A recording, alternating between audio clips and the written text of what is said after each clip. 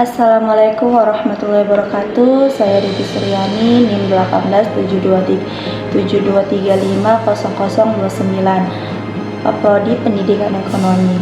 Saya di sini akan memaparkan biografi presiden kita yang keempat, yaitu Abdurrahman Wahid atau yang dikenal dengan sebutan Gus Dur. Abdurrahman Wahid lahir dengan nama Abdurrahman Ad-Dakhil 7 September 1940 atau yang akrab disapa dengan Gus Dur. Gus Dur adalah tokoh muslim dan politisi Indonesia yang menjadi presiden setelah dipilih oleh Majelis Pemusyawaratan Rakyat atau MPR. Hasil pemilu 1999, penyelenggaraan pemerintahan dibantu oleh Kabinet Persatuan Nasional. Masa kepresiden Abdurrahman Wahid dimulai pada 20 Oktober 1999 dan berakhir pada sidang istimewa MPR pada tahun 2021. Masa muda. Pada tahun 1944, Wahid atau yang dikenal dengan Gus Dur pindah dari Jombang ke Jakarta.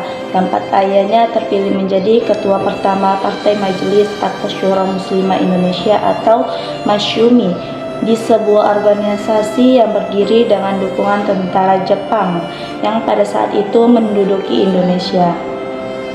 Setelah deklarasi kemerdekaan tanggal 17 Agustus 1945, Gus Dur kembali ke Jombang dan tetap berada di sana selama Perang Kemerdekaan Indonesia melawan Belanda.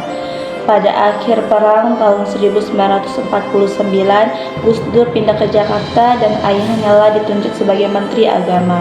Abdurrahman Wahid atau yang dikenal Gus Dur belajar di Jakarta, masuk ke SD Kris sebelum pindah ke SD Matraman untuk memperluas pengetahuannya.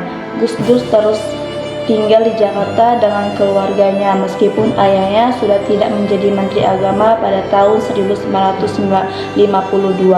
Pada April 1953, ayah Gus Dur meninggal dunia akibat kecelakaan mobil.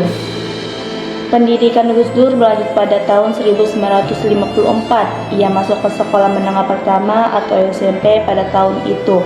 Ia tidak naik kelas. Ibunya lalu mengirim Gus Dur ke Jakarta untuk meneruskan pendidikannya dengan mengaji kepada Kiai Ali Maksum di Pondok Pesantren Krapyak belajar di SMP pada tahun 1957. Setelah lulus dari SMP, Wahid pindah ke Magelang untuk memulai pendidikan muslim di pesantren Tegalrejo. Ia mengembangkan reputasi sebagai murid berbakat, menyelesaikan pendidikan pesantren Tebak Beras di Jombang. Di sana 4 tahun. Pada tahun 1959, Wahid pindah ke pesantren Tambak Beras di Jombang. Di sana sementara melanjutkan pendidikannya sendiri. Abdurrahman Wahid juga menerima pekerjaan pertamanya sebagai guru dan nantinya sebagai kepala sekolah madrasah. Gus Dur juga dipekerjakan sebagai jurnalis majalah seperti Horizon dan majalah Budaya Jaya. Lanjut ke Presidenan 1999. Kabinet pertama Gus Dur. Kabinet Persatuan Nasional adalah kabinet koalisi yang meliputi anggota berbagai partai politik seperti PDI, PKB, Golkar, dan lain-lainnya. Partisan dan TNI juga ada kabinet tersebut. Wahid kemudian mulai melakukan 2 reformasi pemerintahan. Reformasi pertama adalah membubarkan Departemen Penerangan Senjata Ulama rezim Soeharto dalam menguasai media, atau reformasi kedua adalah membubarkan Departemen Sosial dan Korup. Pada November 1999, Wahid mengunjungi negara-negara anggota ASEAN, Jepang, Amerika Serikat, Qatar, Kuwait, dan Yordania. Setelah itu, pada bulan Desember mengunjungi Republik Rakyat Tiongkok. Pada tahun 2000, Gus Dur melakukan perjalanan ke luar negeri lainnya ke Swiss untuk menghadiri Forum Ekonomi Dunia dan mengunjungi Arab Saudi dalam perjalanan pulang menuju Indonesia. Pada Februari, Wahid melakukan perjalanan ke negeri Eropa lainnya, kehidupan pribadi, kematian. Wahid menikah dengan Sinta Nuria dan dikaruniai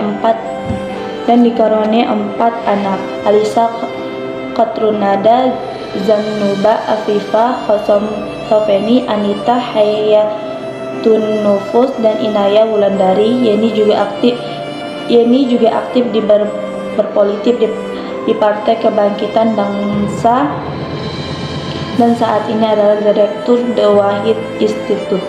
Gus Dur juga dikenal memiliki banyak sahabat dekat, diantaranya Kiai Said Akil Siraj, Said Yahya Khalil Stakuf, Bisi Effendi, dan Mustafa Basri. Gus Dur menderita banyak penyakit, bahkan sejak ia menjabat sebagai presiden. Ia menderita gangguan penglihatan sehingga sering kali surat dan buku yang harus dia baca tulisannya harus dibacakan dan dituliskan oleh orang lain. Beberapa kali ia mengalami serangan stroke, diabetes, dan gangguan ginjal untuk dideritanya. Ia meninggal dunia pada Rabu 30 Desember 2009 di Rumah Sakit Cipto Mangunkusumo, Jakarta pada pukul 18.45 akibat berbagai komplikasi penyakit tersebut dan deritanya sejak lama. Sebelum kematiannya sendiri, ia juga menjalani hemodialisis atau cuci darah secara rutin. Menurut adiknya yaitu Salahuddin Wahid, Gus Dur meninggal dunia akibat sumbatan pada arteri. Seminggu sebelum dipindahkan ke Jakarta, ia sempat dirawat di Jombang seusai mengadakan perjalanan di timur. Begitu, cukup sekian dari biografi presiden kita keempat. Semoga apa yang saya sampaikan menambah wawasan. Bila dapat salah kata, mohon maaf.